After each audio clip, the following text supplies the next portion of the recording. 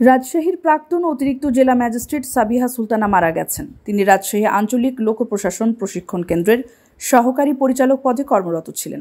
শনিবার সকাল 8:30টায় ভারতের মুম্বাইয়ের নানাবতী ম্যাক্স সুপার স্পেশালিটি হাসপাতালে চিকিৎসারত অবস্থায় ইন্তেকাল করেছেন। এক শোকবার্তায় মৃত্যুর বিষয়টি নিশ্চিত করেছেন জেলা প্রশাসক শামীম আহমেদ। তার মৃত্যুতে গভীর শোক ও দুঃখ প্রকাশ করেছেন তিনি। শোকবার্তায় জেলা প্রশাসক শামীম আহমেদ জানান, বিসিএস প্রশাসন ক্যাডারের 30তম ব্যাচের কর্মকর্তা সাবিহা সুলতানা দীর্ঘদিন যাবৎ জটিল ব্রেস্ট ক্যান্সারে আক্রান্ত ছিলেন। তাকে উন্নত চিকিৎসার জন্য গত 31শে মে ভারতের মুম্বাইয়ের নানাবতী ম্যাক্স সুপার স্পেশালিটি হাসপাতালে ভর্তি করা হয়। শনিবার সকাল 8:30টায় হাসপাতালে চিকিৎসারত অবস্থায় মারা যান। মৃত্যুকালে তিনি স্বামী, এক ছেলে ও এক মেয়ে সহ অসংখ্য গুণগ্রাহী রেখে গেছেন। জেলা প্রশাসক শামীম আহমেদ আরও বলেন, সাবিহা সুলতানার অকাল মৃত্যুতে Bangladesh administrative service association Rajshahi জেলা শাখার অপূরণীয় ক্ষতি হয়েছে।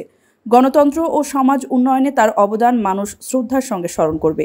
তিনি মরহুমের বিদেহী আত্মার মাগফিরাত কামনা এবং শোক সন্তপ্ত পরিবারের প্রতি গভীর সমবেদনা ও সহমর্মিতা জ্ঞাপন করেন।